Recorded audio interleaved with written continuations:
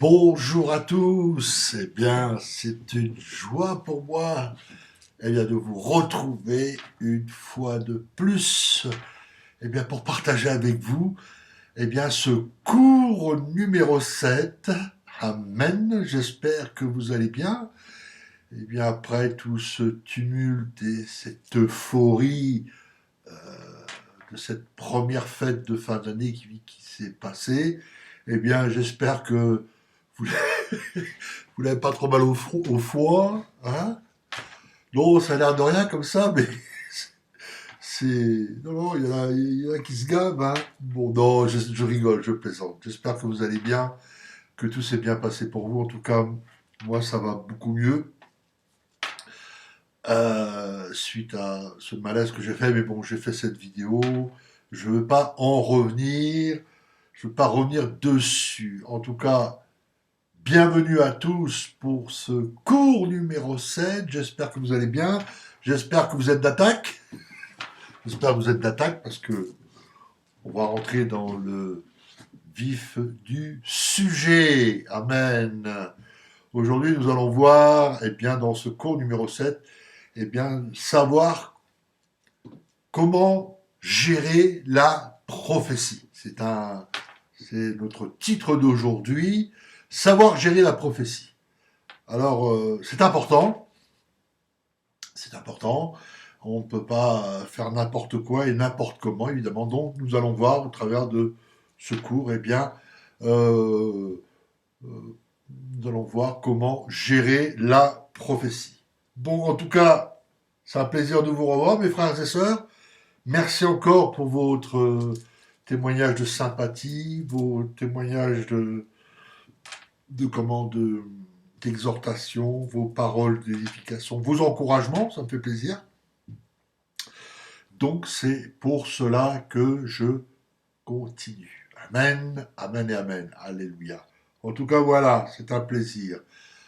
Est-ce qu'on est prêt? Tout le monde est prêt? Eh bien voilà, nous allons pouvoir commencer à rentrer dans le vif du sujet. Donc je disais, savoir gérer la prophétie, c'est un cours très important. Il faut savoir que savoir identifier la voix de Dieu d'abord et comprendre ce qu'il nous dit, sont deux éléments vitaux, n'est-ce pas, pour celui qui veut prophétiser, je dirais, de manière juste. Voilà. Donc, ce sont les deux choses. Savoir identifier la voix de Dieu et d'autre part, comprendre ce qu'il nous dit, ce sont ces deux éléments, c'est des éléments vitaux que nous avons besoin si nous voulons prophétiser de manière juste. Oui, je sais, ça a l'air de rien comme ça, mais c'est important. Voilà, c'est très très important. Néanmoins, il faut avoir la bonne manière de communiquer la parole reçue, revêt aussi une grande importance. Alors, identifier la voix de Dieu, de comprendre ce qu'il nous dit, hein, mais il n'y a pas que cela. Il y a aussi, il faut avoir la bonne manière de communiquer la parole. Cette parole que nous recevons, ceci revêt d'une importance capitale. C'est très important. Pourquoi? Parce que nous devons nous efforcer, je dirais, de prophétiser d'une manière qui honore à la fois le Seigneur et le peuple, ses enfants, son peuple. C'est ça. Dans le prochain cours, dans le cours numéro 8, nous verrons certaines choses qui vont choquer beaucoup. Mais justement, c'est fait exprès. Ouais, je suis un peu taquin, mais c'est fait exprès. Parce que je veux aussi que vous, mes frères et sœurs, vous compreniez.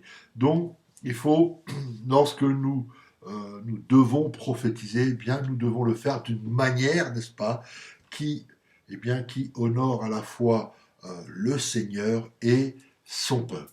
Donc, comme je l'ai dit, je ne vais pas m'étendre là-dessus, j'ai déjà dit, on va le répéter encore une fois, c'est bien de repositionner, reposer un peu les bases.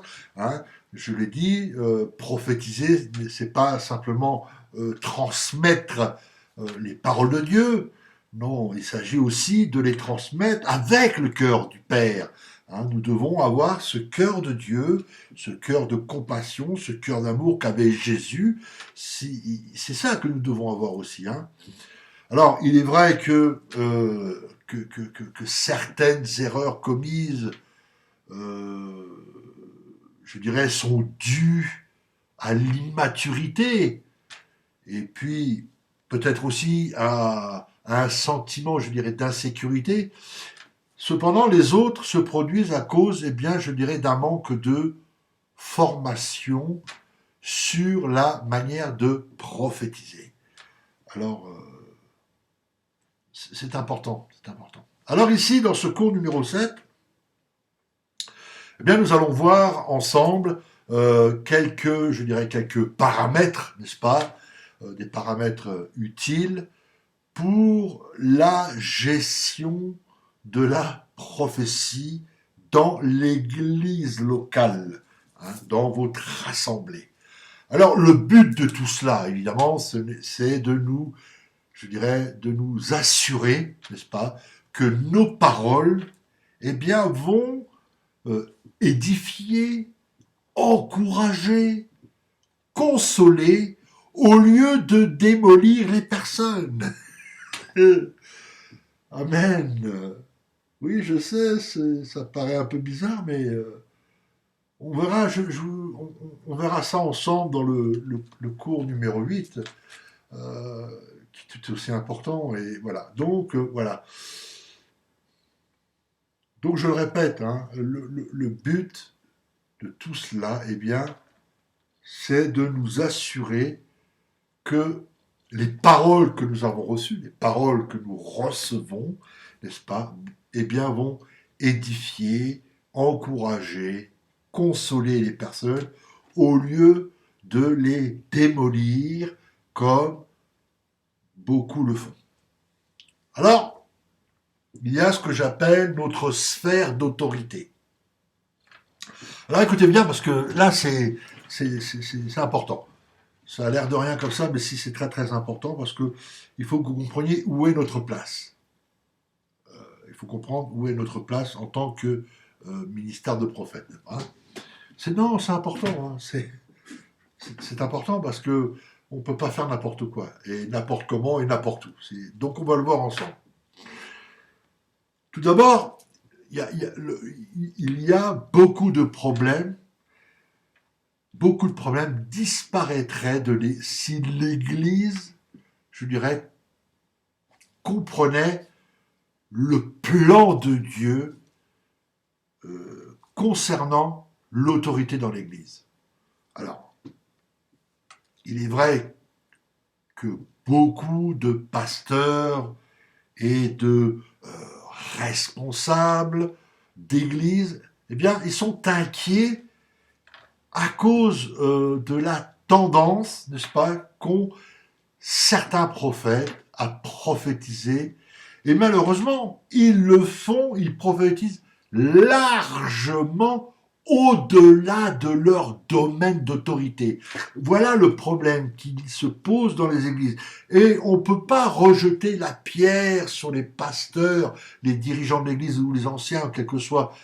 On ne peut pas leur jeter la pierre. Parce qu'il y a beaucoup de personnes qui prophétisent au-delà, bien au-delà de leur domaine d'autorité.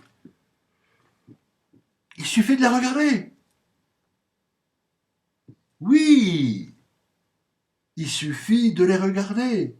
Ils prophétisent sur des domaines qui ne sont pas du tout de leur ressort. Ou bien ils le font de manière, je dirais, inadéquate. dans le royaume de Dieu, dans le corps du Christ, c'est ce que j'appelle le royaume de Dieu, le corps du Christ, l'autorité découle directement de nos responsabilités. Il faut bien, comprenez bien, hein. Bon, on va aller doucement là-dessus, parce qu'il faut que vous saisissiez pleinement ce que j'essaye de vous expliquer. Dans le corps du Christ, dans le royaume de Dieu, voilà ce que j'appelle le corps du Christ, au sein de l'église locale aussi, eh bien, l'autorité découle directement de nos responsabilités. Notre autorité dans certains secteurs de la vie de l'église, eh bien, sera, je dirais, proportionnelle à notre engagement et aux responsabilités que nous prenons. Voilà. Si nous n'avons dans l'église locale, si vous avez aucune responsabilité dans un domaine précis, si nous n'avons, dans notre église, si nous n'avons pas une responsabilité dans un domaine précis, alors nous ne pouvons donc pas prétendre y exercer la moindre autorité. Vous comprenez ? L'apôtre Paul aborde ce problème lorsqu'il défend son apostolat son apostolat. On peut le lire dans la deuxième lettre aux Corinthiens, donc au chapitre 10, verset 13. Donc vous pouvez prendre note dans la deuxième lettre aux Corinthiens, au chapitre 10 et au verset 13. Et Paul nous dit, pour nous ne voulons pas nous glorifier hors de toute mesure. Nous prendrons au contraire pour mesure les limites du partage que Dieu nous a assigné de manière à nous faire venir jusqu'à vous. Amen. Vous comprenez ? Ici, Paul considère que l'autorité qu'il a vis-à-vis des Corinthiens, eh bien, fait partie du domaine que Dieu lui a confié. N'est-ce pas ? Il a reçu cette autorité car il est, je dirais, celui qui a donné naissance à cette église. C'est lui qui a donné naissance à cette église de Corinthe. Donc, il se considère comme étant responsable de cette église devant Dieu. On prend un exemple. Non, mais ça a l'air de rien comme ça, mais si, c'est important, hein. C'est important. On va prendre un exemple. Parce qu'il est toujours bon de prendre des exemples. Sans exemple, on ne va rien comprendre. On va prendre un exemple. Imaginez-vous un peu que votre voisin entre dans votre jardin et voit vos enfants faire quelque chose qui lui déplaît et qu'ils se mettent à les disputer. Donc là, qu'est-ce qui se passe ? Bien, il outrepasse ses droits. Même s'il est adulte, il n'a pas, je dirais, l'autorité de reprendre vos enfants. Il n'a aucune responsabilité envers eux. Alors, au lieu de les gronder, eh bien, son devoir est de vous avertir pour que vous puissiez vous-même régler ce problème. Pourquoi ? Parce que vous êtes responsable de vos enfants. Et de ce fait, c'est à vous qui détenez l'autorité sur eux. C'est vous qui avez l'autorité sur eux. Oui. Vous pouvez pas dire à votre voisin ne peut pas débarquer comme ça, disputer vos enfants pour telle ou telle chose. Là, il outrepasse ses droits. Même s'il est adulte, il n'a aucune autorité sur vos enfants.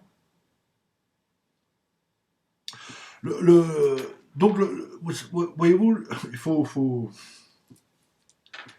C'est pour ça que c'est assez compliqué. C'est pour ça qu'on va aller tout doucement pour que vous puissiez bien comprendre. Et là, le problème ne tarde pas à surgir quand les gens commencent. C'est ça qu'il y a dans l'Église aujourd'hui. Le problème, c'est qu'il y a le problème que nous rencontrons dans les églises locales. Eh bien, c'est lorsque ceux qui sont appelés à prophétiser, à avoir un ministère de prophète, quand ils commencent à penser qu'ils ont toute autorité dans l'Église, et tout ça sous le prétexte qu'ils sont prophètes et qu'ils peuvent discerner les problèmes. C'est ça le problème aujourd'hui. Ces gens-là estiment que cela leur permet de s'immiscer dans des situations euh, sur lesquelles, par exemple, ils reçoivent un éclairage prophétique. Mais ça, c'est une idée erronée. Ça, c'est quelque chose qui est complètement erroné. Car si vous n'avez... Écoutez bien, hein, c'est pour ça que c'est important, mes frères et sœurs. Si vous n'avez aucune responsabilité dans une église locale, eh bien, sachez que vous n'avez aucune autorité réelle sur cette église. Le pasteur, lui, est l'autorité pour son église locale, n'est-ce pas? Il est le responsable. Si vous venez à visiter une église locale, vous partez en vacances, vous dites tiens, avec la famille on va aller à l'église, il y a une église là-bas. Lorsque vous allez visiter une église locale, eh bien sachez que vous n'avez aucune réelle autorité parce que vous n'avez pas de responsabilité dans cette église locale. Et c'est ce qui se produit aujourd'hui, car il y a des personnes qui se disent prophètes, prophétesses, et qui débarquent dans des assemblées et qui commencent à dire n'importe quoi. Eh bien non, ça ce n'est pas le ministère prophétique. Je suis désolé, ce n'est pas ça le ministère prophétique. Non, non, mais non. C'est pas parce que, écoutez bien, non mais c'est important, hein. C'est important ce que je vous dis parce que c'est vrai que ça a l'air de rien, on rigole, on dit ah bah oui, peut-être vous connaissez des gens qui sont comme ça, mais c'est important. Il faut que vous compreniez quelque chose. Avoir des révélations ne nous donne aucune autorité dans l'Église. Il faut bien comprendre, c'est pas parce que vous recevez des révélations que ça vous donne une quelconque... Non, vous n'avez aucune autorité dans l'Église. Car l'autorité dans l'Église est liée à la responsabilité.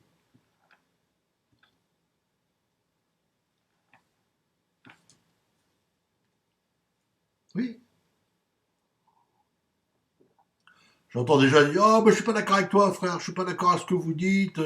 Non, moi. Non, non, non, non, non. Le fait d'avoir des révélations ne vous donne aucune autorité dans l'Église. L'autorité est liée à la responsabilité. Je vais vous dire une chose. Si les responsables de votre Église décident de ne pas accepter l'une de vos révélations, ou bien ils désirent d'attendre avant de la mettre en œuvre. Eh bien, écoutez-moi bien, là, c'est leur prérogative. Et vous ne pouvez rien faire. Et deuxième chose qu'il faut savoir, écoutez-moi bien, vous ne devez jamais, jamais, jamais raconter à d'autres dans l'Église ce que vous avez reçu, hein, si les responsables ne sont pas d'accord avec vous. Parce que qu'est-ce qui se passe aujourd'hui? Voilà, je connais des sœurs qui habitent à Marseille, qui se disent prophétesses, qui ont été mis dehors de toutes les églises. Pourquoi? Parce qu'elles sont arrivées avec une espèce d'autorité, je ne sais pas d'où venir, et voilà. Parce que et le pasteur, eh bien, n'était pas d'accord, ils n'ont pas accepté ce qu'elle disait. Alors, vous savez ce qu'elles ont commencé à faire? Aller voir les gens. Oui, t'as vu, le pasteur, il n'a pas accepté ceci, gna gna gna gna gna. Non, ça, vous devez pas agir ainsi. C'est pas parce que les responsables d'église, ne sont pas d'accord avec vous, qu'il faut commencer à aller raconter les choses. Si vous agissez ainsi, écoutez-moi bien, hein. Non, parce que c'est important. Il y en a peut-être certains qui sourient, mais c'est important. Si vous agissez ainsi, eh bien, vous allez vous exclure vous-même de la structure d'autorité, hein, cette autorité qui est instituée par Dieu. Et qu'est-ce que vous risquez de faire? Eh bien, de semer la division dans l'Église. Malheur à celui qui commet un scandale. Il faut que le scandale arrive, mais malheur par celui lequel le scandale arrive. C'est pour cela qu'il faut comprendre quel est notre niveau d'autorité. Car elle va également nous aider dans, je dirais, dans notre manière d'approcher les gens. Exemple, on va repartir dans les exemples. Oui, c'est bien les exemples, je suis bien content. Si je reçois une parole pour un ami, je vais lui dire ce que j'ai réussi en tant qu'ami. Écoutez-moi bien. Donc je recommence. Si je reçois une parole pour un ami, je vais lui dire ce que j'ai reçu en tant qu'ami. Maintenant, si je reçois une parole pour quelqu'un qui a une autorité, eh bien, je vais lui communiquer avec humilité. Est-ce que vous comprenez bien? Si je reçois une parole pour un ami, je vais lui porter cette parole en tant qu'ami. Mais si je reçois une parole pour un responsable d'église, un dirigeant d'église, un pasteur, une autorité, eh bien, je vais lui communiquer cette parole avec quoi? Humilité. Humilité. Vous comprenez? Maintenant, si cette même parole m'est donnée pour quelqu'un dont je suis responsable, eh bien, je vais lui donner cette parole en tant que responsable. C'est pour ça que notre niveau d'autorité va déterminer la manière dont nous allons livrer nos révélations. Il nous faut comprendre que notre niveau d'autorité n'est pas suffisant. Il nous faut aussi apprendre à prophétiser selon notre degré de révélation. Ah, là, c'est encore autre chose. Mais oui, effectivement, ceux qui bénéficient de notre ministère, eh bien, ont la responsabilité d'évaluer ce que nous leur disons. Il est donc important que nous les communiquions ce que nous avons reçu au niveau où nous l'avons reçu. Alors, je l'ai déjà dit, mais je le répète, encore une fois, pour que ça soit clair pour tout le monde, les paroles prophétiques, une prophétie, comporte 3 parties, la révélation, l'interprétation et l'application. Bon, il existe aussi des différents degrés de révélation, et cela, nous les avons vus avant. On les a abordés déjà dans les cours précédents. Nous n'allons pas revenir dessus. Il suffit de reprendre les cours précédents. Alors, chaque fois que nous donnons une parole, je dirais, à un niveau supérieur à celui auquel nous l'avons véritablement reçu, qu'est-ce qui se passe? Eh bien, nous trompons les gens. Nous les trompons en les induisant en erreur sur la force de la parole reçue. Exemple, encore un exemple.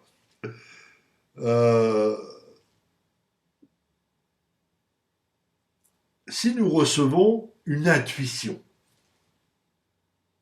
on l'a vu, une intuition, c'est déjà une révélation.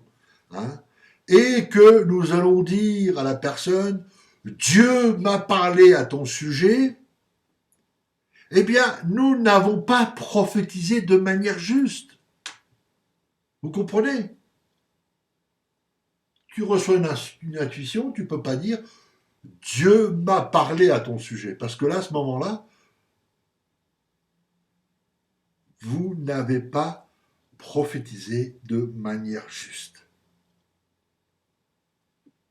Et c'est la même chose. Lorsque nous entendons la voix audible de Dieu, du Seigneur, donc il nous faut dire aux personnes, par exemple, comme ici, Dieu m'a parlé, ou bien si un ange nous apparaît et qu'il nous confie un message pour quelqu'un, là aussi, il nous faut décrire les circonstances exactes.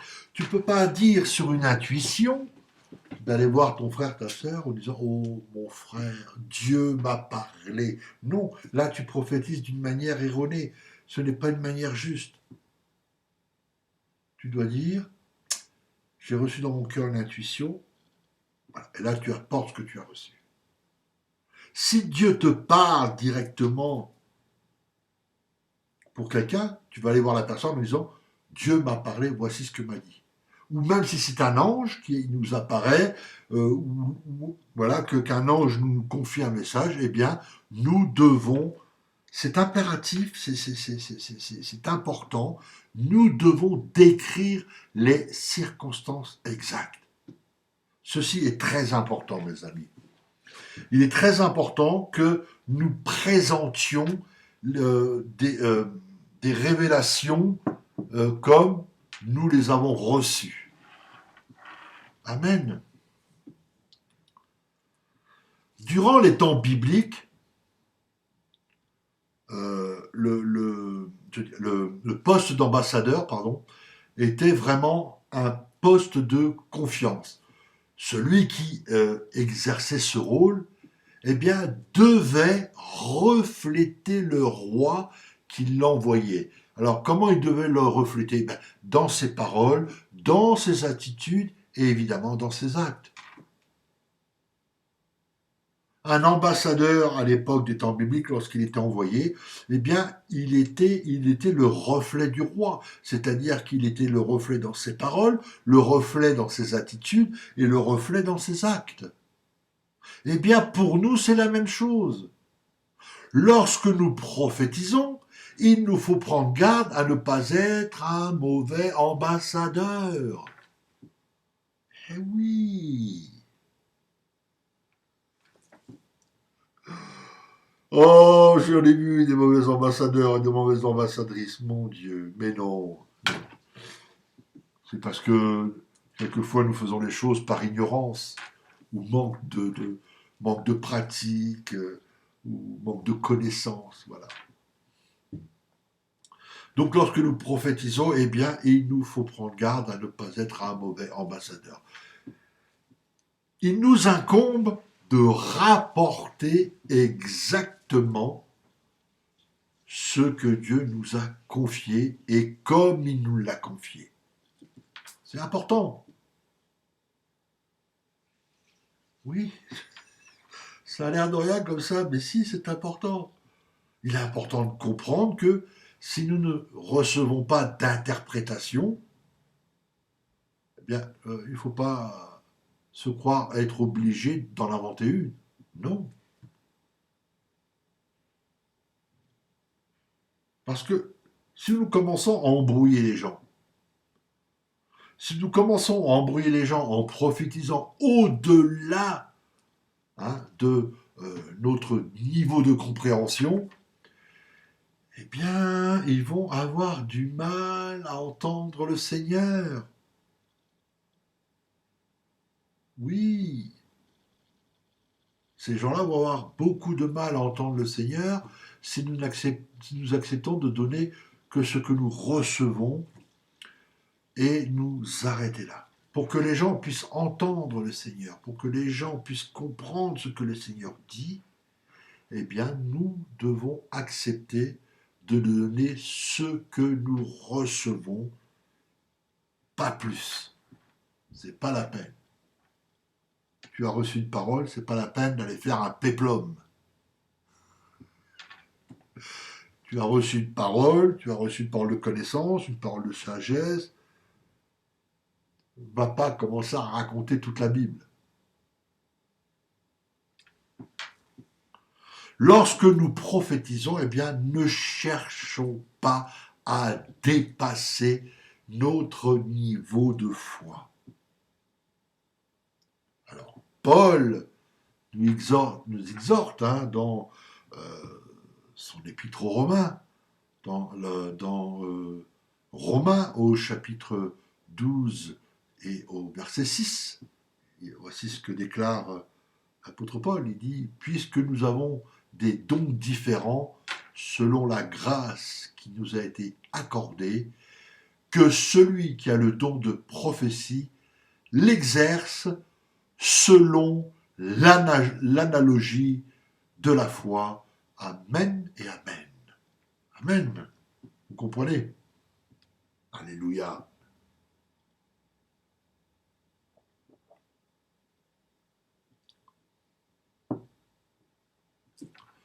Alors, là aussi, il y a encore des choses à comprendre.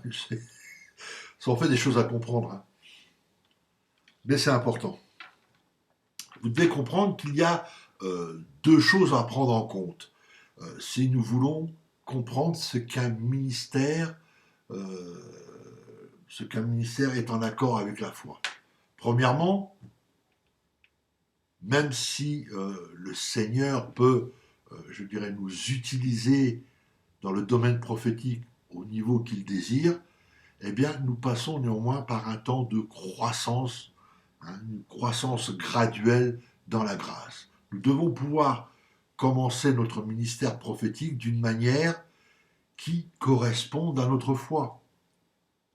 En général, il ne faut pas attendre à ce que le Seigneur nous révèle des choses intimes d'une personne lorsque nous débutons dans le ministère. Donc il faut comprendre là aussi que nous allons probablement commencer à un niveau nettement inférieur. Et je peux vous dire bien que c'est bien ainsi. Il vaut mieux que ça soit comme ça. Voilà, au bas de l'échelle, tranquillement. Voilà. Et puis deuxièmement, si nous devons prophétiser selon notre niveau de foi, eh bien, nous n'en devons pas moins de prophétiser dans la foi. Par exemple, si le Seigneur nous montre, au travers d'une parole de connaissance, qu'une personne est malade, eh bien, nous ne pouvons pas nous contenter d'aller lui dire simplement, oui, le Seigneur m'a montré que tu es malade, et d'en rester là. Mais non, mais non, on peut pas. On peut pas se contenter d'aller voir le frère ou la sœur en disant « Ah, mon frère, ma sœur, oui, le Seigneur m'a montré que tu es malade. » Et puis il t'en reste là. Mais non, il nous faut ressentir le cœur de Dieu. Il nous faut ressentir le cœur de Dieu et comprendre que le Seigneur veut guérir. Que le Seigneur désire guérir la personne. Et c'est ainsi que nous pouvons prier et voir des gens guéris. Ah, amen. Amen. Souvenons-nous que Dieu nous parle par la prophétie dans le but de changer des situations existantes et de devancer les plans de Satan. Alors, faites très attention, parce que ça aussi c'est quelque chose d'important, faites très attention de ne pas tomber dans le piège qui consiste à prophétiser des plans de l'ennemi comme s'ils étaient ceux de Dieu. Il faut prophétiser dans la foi. Là, prophétiser dans la foi signifie simplement lui faire confiance, compter sur sa grâce et donner des paroles qui vont dans cette direction. Amen. Alors il faut être aussi, comment dirais-je, il faut que nous soyons équilibrés aussi par amour. Donc dans sa première épître aux Corinthiens, Paul nous enseigne ceci. Dans 1 Corinthiens, chapitre 13 et au verset 2, il dit « Et quand j'aurai le don de prophétie, la science de tous les mystères et toute la connaissance, quand j'aurai même toute la foi jusqu'à transporter des montagnes, si je n'ai pas l'amour, je ne suis rien, nada. » Il en est le même pour nous. Que vous ayez le don de prophétie, que vous avez la science de tous les mystères, toute la connaissance possible et inimaginable, même si vous avez la foi pour transporter des montagnes, mais si vous n'avez pas l'amour, vous n'êtes rien. Donc, si prophétiser est de communiquer un message de la part de Dieu, alors nous ne devons pas perdre de vue que nous nous adressons à ses enfants. Oui, oui. Ne perdons pas de vue que lorsque nous parlons, lorsque nous nous adressons à ses enfants. Donc l'amour de Dieu doit être ce qui nous motive. Et je peux vous dire qu'il est fort probable que Dieu n'apprécie pas que quelqu'un parle avec rudesse et dureté à ses enfants. Ça, je ne pense pas. Dieu n'accepte pas. N'apprécie pas du tout, du tout. Aujourd'hui, c'est vrai que nous avons des idées préconçues et évidemment totalement erronées sur les prophètes. Malheureusement, ça s'est fait comme ça. Il y a beaucoup de gens qui s'imaginent les prophètes comme des hommes coléreux, hein, qui passent leur temps à proclamer des jugements terribles, hein, à des multitudes. Alors qu'en fait, le prophète, eh bien, doit être revêtu de l'amour de Dieu. D'ailleurs, comme tous les autres ministères, hein, que ce soit le ministère pastoral, le ministère apostolique, le ministère évangéliste, etc., etc., etc., etc. Donc, nous devons être revêtus. Non, ça me fait rigoler. Non, ça me fait rigoler parce que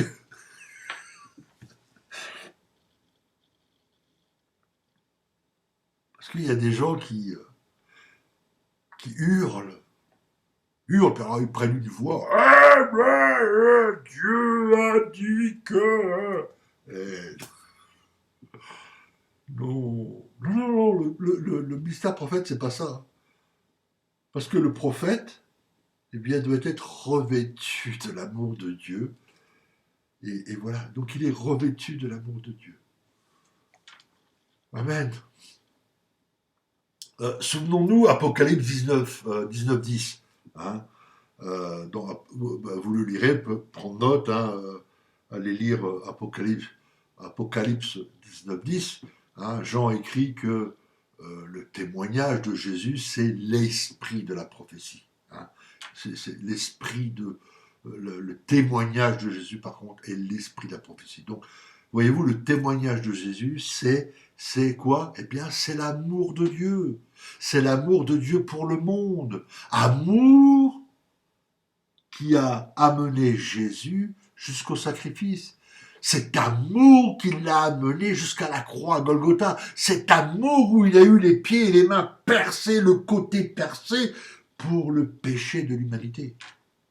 C'est ça qui nous motive. Ce qui motive la prophétie, eh bien, c'est cet amour même de Dieu. Eh oui, nous devons révéler cette nature aimante de Dieu chaque fois que nous prophétisons. Amen. Nous sommes là pour communiquer l'espérance. C'est ce que je dis, communiquer l'espérance. Alors, encore une fois, Paul, dans 1 Corinthiens, hein, dans son épître, eh bien, va conclure son discours sur l'amour en déclarant que ces trois choses demeurent éternellement, la foi, l'espérance et l'amour. Hein, dans 1 Corinthiens, toujours au chapitre 13 et au verset 13. Voilà, là, à ce moment-là, l'apôtre Paul conclut son sermon en disant, il y a trois choses qui demeurent éternellement, la foi, l'espérance et l'amour. Amen. Donc il faut que vous compreniez que si nous désirons que notre ministère soit autre chose qu'une vapeur éphémère, bien il doit être fondé sur ces trois qualités. Comprenez? C'est un peu compliqué là. Hein. Là on commence à se dire, oh oui, mais c'était mieux avant, hein. On pouvait crier, on pouvait hurler, on pouvait changer de voix. Ainsi parle l'Éternel. Oh, oh là là.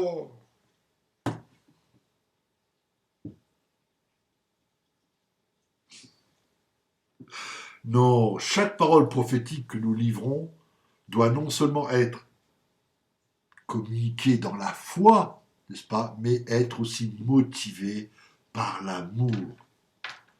Et elle doit être aussi, cette parole prophétique doit être porteuse d'espérance. Écoutez-moi bien, hein, tous ceux-là qui jouent les prophètes et qui condamnent les gens, hein, elle doit être porteuse d'espérance. Je vais vous donner un témoignage. Hein. On m'a raconté, il y a une sœur hein, à Marseille qui se dit prophétesse. Je ne dirai pas son nom, mais peut-être certains la connaissent. Euh, qui se dit prophétesse. Et un jour, alors je ne sais pas, j'ai cru comprendre qu'elle s'occupait un peu de groupes de femmes. Ils étaient entre elles et tout. Et un jour, il y a une sœur qui l'a appelée et qui lui a fait comprendre qu'elle était tombée dans le péché et tout. Vous savez ce qu'elle a répondu, cette sœur, cette fameuse prophétesse? Et elle a répondu oui, et bien pendant un mois tu prieras pas parce que tu as offensé Dieu et pas que gna gna gna et gna gna gna. Oh. Ah bon? Donc tu ne pries pas Dieu pendant un mois parce que tu as offensé Dieu. Est-ce que c'est ça la prophétie? Est-ce que c'est ça d'être prophète? C'est pas la prophétie, c'est pas d'être prophétesse, ça. C'est, je sais pas, c'est la chair qui parle, c'est, je ne sais pas, c'est pas du tout la prophétie. Parce que la prophétie doit être communiquée dans la foi, elle est motivée par l'amour, mais aussi elle est porteuse d'espérance. C'est ça la prophétie. Et quand Jésus voit cette femme adultère et qu'il lui dit, personne t'a condamné? Elle lui dit, non Seigneur. Qu'est-ce qu'il répond Jésus? Il dit, moi non plus je ne te condamne pas. Va et ne pêche plus. Est-ce qu'il l'a condamné? Est-ce qu'il lui a dit, ouais, pendant un mois, t'as troublé Dieu, t'as offensé Dieu, tu prieras pas? Non, non, il n'a pas dit ça. Il a dit, va et ne pêche plus. Vous voyez où je vous amène? Non, mais ça a l'air de rien comme ça, mais c'est vrai. Mais il y a des gens qui sont comme ça. Je suis désolé, mais je dois le dire. Comment peut-on condamner les gens, leur dire, tu n'as plus le droit de prier? Mais non! Mais non! Ah, ma soeur t'est tombée, ça arrive. Prions ensemble le Seigneur pour qu'il t'aide. Et voilà, on la ramène dans la prière. On essaye de lui apporter de l'espérance. Mais non, là, on la condamne, on la charge, on lui dit, t'es une mauvaise personne, tu n'as pas la foi, tu es que ceci, tu prieras pas pendant un mois. Mais est-ce que c'est ça la prophétie? Non, c'est pas être prophète, ça. Non. Survoler l'Ancien Testament. Allez-y, survolez l'Ancien Testament et vous découvrirez que Dieu n'est que trop désireux d'annuler ses jugements ou de les retarder. Prenez tous les exemples à chaque fois qu'il a voulu détruire Israël. Combien de fois Moïse il a intercédé? Et combien de fois il y a... Lisez l'Ancien Testament.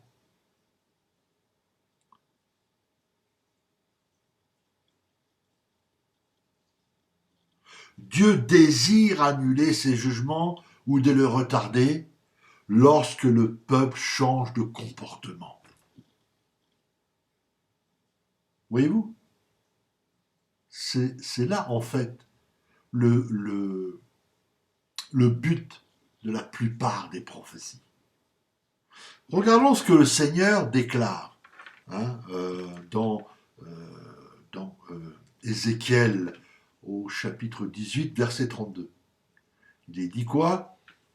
Car je ne désire pas la mort de celui qui meurt, dit le Seigneur. Écoutez bien, hein, Dieu dit, car je ne désire pas la mort de celui qui meurt, dit le Seigneur l'Éternel. Qu'est-ce qu'il dit? Dieu continue en disant, convertissez-vous donc et vivez. Ah, c'est différent. C'est différent. Mais oui. Au lieu de dire tu prieras pas pendant un mois, tu vas offenser Dieu, tu n'es qu'une mauvaise femme, tu n'as pas la foi, patati, je ne sais quoi d'autre. Non. Nous voyons tout au long de l'Ancien Testament que Dieu est à la fois juste et miséricordieux. Il est plein de compassion, il est patient. Son désir est que, quoi? C'est quoi le désir de Dieu? Son désir est que tout homme marche dans ses voies. Il désire que l'homme marche dans les voies afin qu'il puisse le bénir. Dieu, n'oublions pas, hein, Dieu donne toujours l'espérance.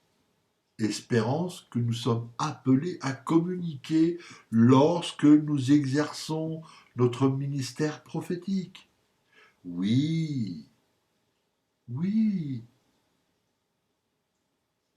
Dieu donne toujours l'espérance. Et cette espérance-là, eh bien, nous sommes appelés à la communiquer. Alors, pour terminer, je dirais... non, pas pour terminer. Pour continuer, pardon.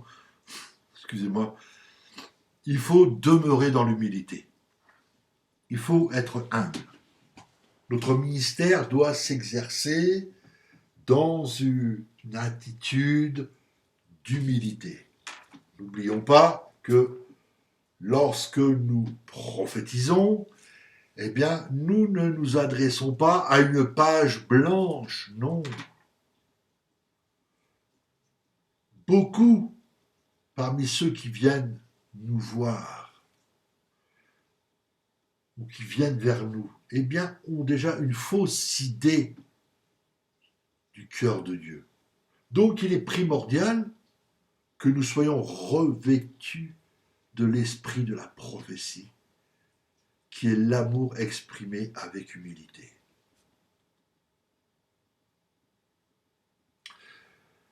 Si la prophétie d'Ésaïe dans laquelle il nous explique que Christ devient notre modèle de référence, eh bien nous saurons non seulement comment gérer la prophétie, mais nous apporterons aussi la guérison à ceux qui ont été blessés à cause d'erreurs. Erreurs qui ont été commises à leur égard par des ministères prophétiques, par des gens qui se disent prophètes ou prophétesses. Eh oui!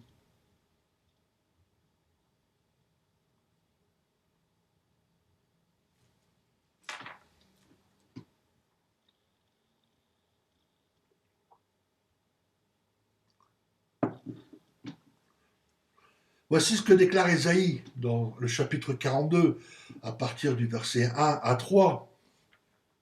Voici mon serviteur que je soutiendrai, mon élu, en qui mon âme prend plaisir. J'ai mis mon esprit sur lui. Il annoncera la justice aux nations. Il ne criera point, il n'élèvera point la voix et ne la fera point entendre dans les rues. il ne brisera point le roseau cassé, et il n'éteindra pas la mèche qui brûle encore. Il annoncera la justice selon la vérité. Voyez-vous? Alors ici, hein, le terme « il ne brisera point le roseau cassé », ce terme qui est employé par Ésaïe, eh bien, signifie de ne pas être dur avec ceux dont la vie a été dévastée. Non. Et aussi, afin de ne pas éteindre la mèche qui brûle encore, eh bien, nous ne rejetons pas ceux qui ont une faible lueur. Cette faible lueur qui représente tout ce qui subsiste de leur vie spirituelle.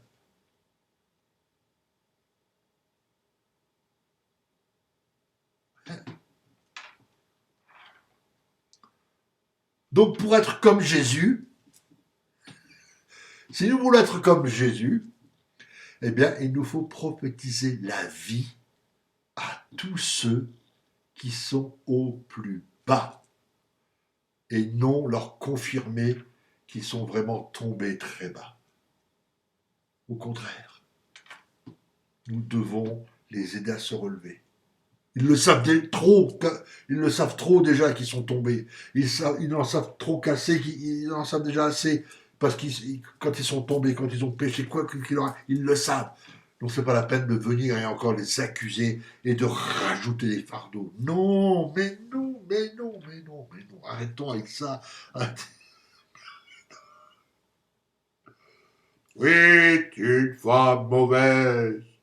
Oh, tu ne prieras plus pendant un mois, car tu as offensé Dieu. Oh, femme mauvaise. Mais non, arrêtez. Non, c'est pas ça la prophétie. Si nous voulons être Ah, c'est facile de dire, oui, Jésus est mon maître, je suis disciple de Jésus. Puis après, quand vous les entendez parler, vous dites, ah, d'accord, oui, mais Jésus parlait pas comme ça, hein.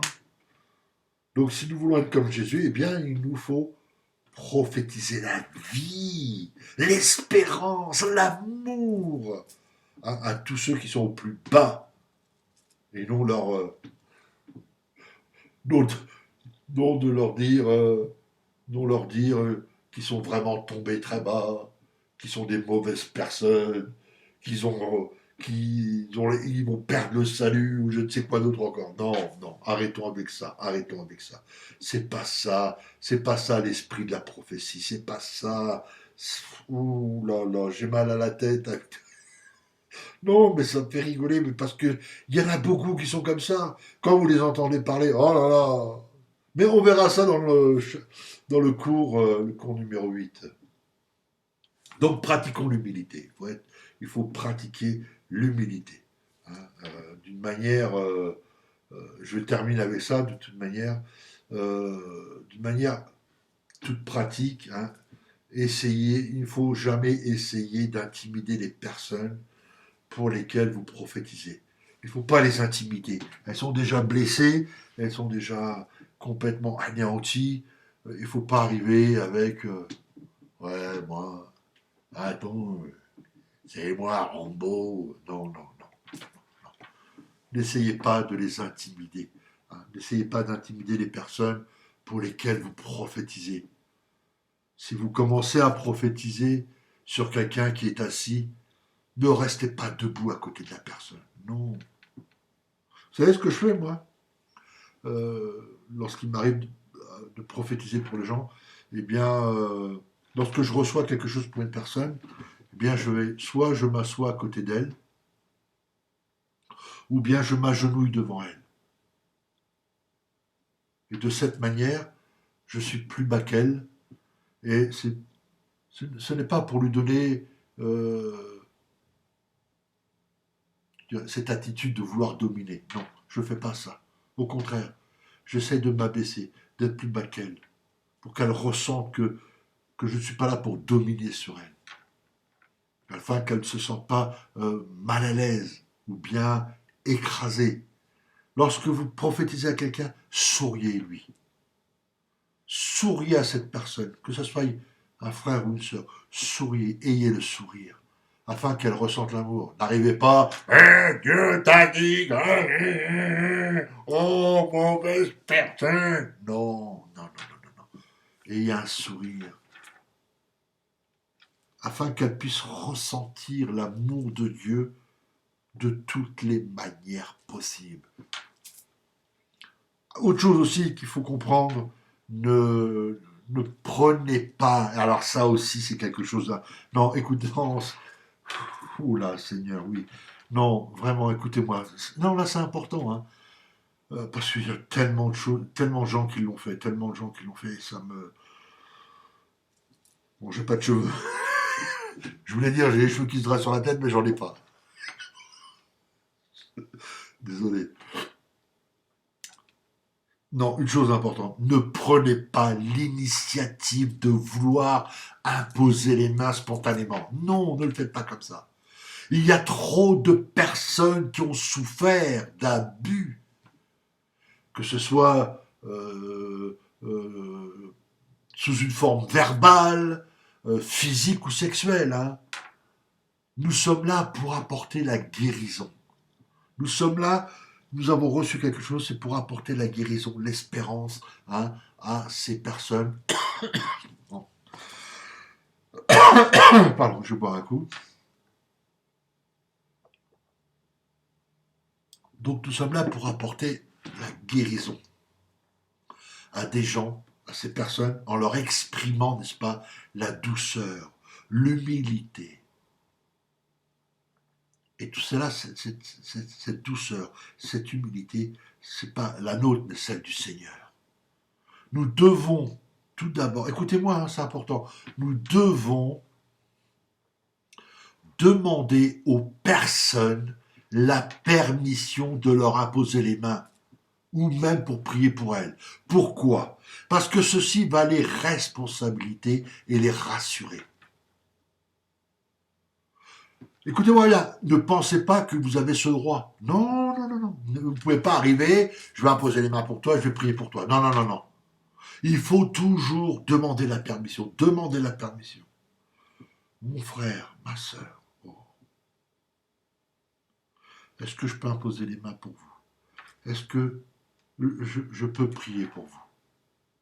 Commencez pas à arriver, à mettre les mains, à prier, à faire des trucs. Non.